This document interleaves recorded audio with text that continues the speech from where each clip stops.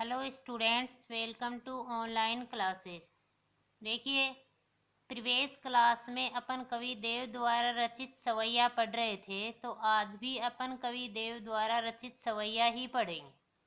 तो किसी भी पद्यांश की सप्रसंग व्याख्या करने से पहले उस पद्यांश को ध्यानपूर्वक पढ़ना होगा और पढ़ने के बाद यह देखना है कि ये पंक्तियाँ किस कवि के द्वारा रचित हैं और उस कवि की किस कविता से लिया गया है और इसमें मुख्य रूप से किस बात पर बल दिया गया है। इसी आधार पर पद्यांश का प्रसंग लिखना होगा। तो देखिए, धार में धाय दसी निर्धार हवई, जाए फसी उकसी न अबेरी, री अंगराय गिरी गहरी गही, फेरे फिरियो गिरी न घेरी, देव कछु आपनो बसना रस लालच लाल चितहि वही चेरी, बेगी ही बूढ़ी गई पखियाँ, अखियाँ मधु की मखियाँ भई मेरी। इस पद्यांश को पढ़ने के बाद में अपन को ये देखना है कि ये पंक्तियाँ किस कवि के द्वारा रचित हैं। तो ये पंक्तियाँ कवि देव द्वारा रचित है, इसमें साफ नाम लिखा हुआ है और कवि देव द्वारा रचित सवैयों से लिया गया है। तो इस आधार पर इस पद्यांश का प्रसंग देखिए। यह पद्यांश महाकवि देव द्वारा रचित सवैया से लिया गया है। इसमें कोई गोपी श्री कृष्ण की रूप माधुरी के प्रति अत्यधिक आसक्त होकर अपनी सखी से अपनी विवशता बतलाती है कि कोई गोपी या नायिका श्री कृष्ण की रूप माधुरी के प्रति अत्यधिक आसक्त होकर अपनी सखी से अपनी विवशता या अपना दुख प्रकट करती है। तो प्रसंग के बाद में देखिए इस पद्यांश की व्याख्या। धार में धाय धसी निर्धार हवई। धार का अर्थ होता है धारा। धाय दौड़कर, धसी फंस गई, निर्धार बिना सहारे के। कवि देव के अनुसार कोई गोपी कहती है कि हे सखी, मेरी आंखें श्री कृष्ण की रूप माधुरी छवि पर बिना किसी सहारे के दौड़कर फंस गई हैं। अर्थात श्री कृष्ण की रूप माधुरी छवि के प्रति अत्यधिक आसक्त हो गई हैं। जाय फंसी उकसी न अबेरी, कि जाय जाकर, फंसी फंस गई हैं, उकसी फिर से, न अबेरी कि फेरने पर भी नहीं फिर रही हैं। अर्थात दृष्टि इतनी गहरी जा गिरी है कि पकड़कर फेरने पर भी ये वहाँ से नहीं हट रही हैं। अर्थात नायिका की आंखें श्री कृष्ण की रूप माधुरी छवि के प्रति अत्यधिक आसक्त हो गई हैं। री अंगराय गिरी गहरी गई, कि अरे सखी, अंगराय अंगड़ाई, गिरी गिरी हुई हैं, गहरी गिरी, कि मेरी आंखें अंगड़ाई लेकर इतनी गहरी जा गिरी हैं। फेरी फिरियो गेरी न गिरी, कि पकड़कर फेरने पर भी ये वहाँ से नहीं हट रही हैं। अर्थात मेरी आंखें अंगड़ाई लेकर श्री कृष्ण की रूप माधुरी छवि से नहीं हट रही हैं।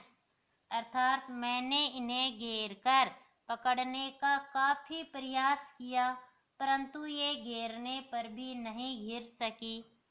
देव कछु आपनो बसना। कवि देव के अनुसार रूपासक्त वह गोपी या नायिका कहने लगी कि देव कछु आपनो बसना, कि अब इन आँखों पर मेरा कोई बस नहीं है।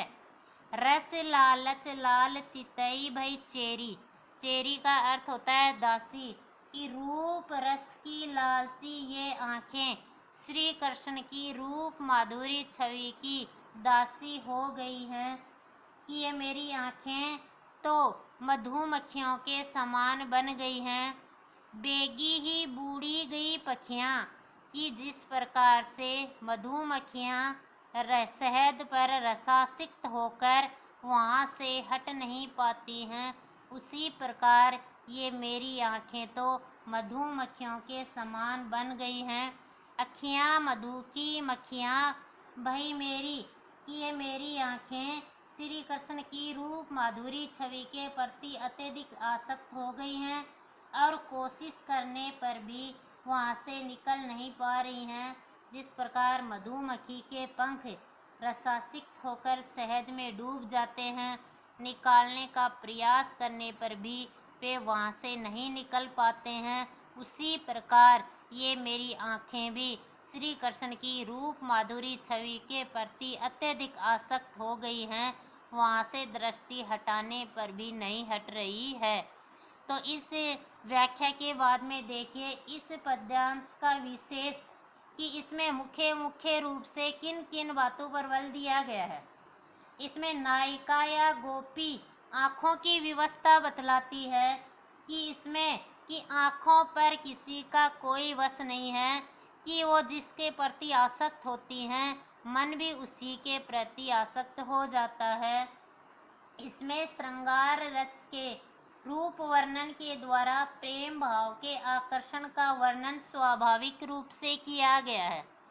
अब कुछ एक पंक्तियां देखिए, धार में धाय दसी, कि इन पंक्तियों में ध वर्ण की आवृत्ति बार बार होने के कारण इसमें अनुप्रास अलंकार का प्रयोग हुआ है। यमक, उपमा आदि अलंकारों का प्रयोग हुआ है और साथ ही सवैया छंद तथा ब्रज भाषा का भी महत्वपूर्ण प्रयोग हुआ है। अब इस आधार पर देखिए दूसरा पद्यांश, जहरी जहरी झीनी बूंद है परती मानो, गहरी गहरी घटा घेरिय गगन में, आनी कहियो श्याम मोसू चलाऊ जुलीबे को आजू, फूली ना समानी भई ऐसी हऊ मगन में, चाहती उठोई उड़ी गई सो निगोड़ी नींद, सोई गए भाग मेरे जागी व जगन में, आँखी खोली देखो तो घन है न घनश्याम, वे ही छाई बूंदे मेरे आंसू हैं दरगन में। अब इस पद्यांश को ध्यान पूर्वक पढ़ने के बाद में पता लगा है कि ये पंक्तियां भी कवि देव द्वारा रचित है। अब कवि देव द्वारा रचित सवैयों से लिया गया है, तो इसमें मुख्य रूप से किस बात पर बल दिया गया है। इसमें कोई गोपी या नायिका को सौपन आता है तो उसी सौपनावस्था का वर्णन किया गया है। इस आधार पर इस पद्यांश का प्रसंग देखिए, प्रस्तुत कवि देव द्वारा रचित काव्यांश से लिया गया है।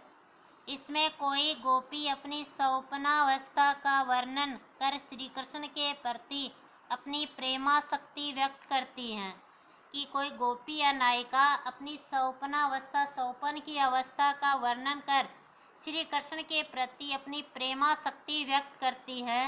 अब देखिए इस पद्यांश की व्याख्या, कि जहरी जहरी, जहरी जहरी का अर्थ होता है वर्षा की बूंदों की झड़ी लगातार, झीनी बूंद है छोटी छोटी बूंद हैं, परती मानो गिर रही हैं, कि कवि देव के अनुसार वह गोपी या नायिका कहती है कि वर्षा ऋतु के आगमन पर जहरी जहरी झीनी बूंद है परती मानो, कि वर्षा काल में झरझर की आवाज करती हुई छोटी छोटी बूंदें गिर रही हैं। गहरी गहरी घटा घेरिय गगन में, कि आकाश में मानो गहरे बादलों की घटाएं घिरी हुई हैं। आनी कहियो श्याम मौसो चलऊ जुलीबे को आजू, कि ऐसे मौसम में श्याम ने अर्थात श्री कृष्ण ने मौसो मुझे, चलऊ चलो, जुलीबे को आजू कि झूलने के लिए कहा है, कि वर्षा ऋतु के आगमन पर प्रियतम श्री कृष्ण ने मुझसे झूला झूलने के लिए कहा है। फूली ना समानी भई ऐसी हो मगन में, कि नायिका कहती है कि श्री कृष्ण ने मुझे झूला झूलने के लिए आमंत्रित किया है, तो मैं फूली नहीं समाई अर्थात अत्यधिक प्रसन्न हुई, भई ऐसी हो मगन में अर्थात मैं अत्यधिक मगन हो गई, आसक्त हो गई।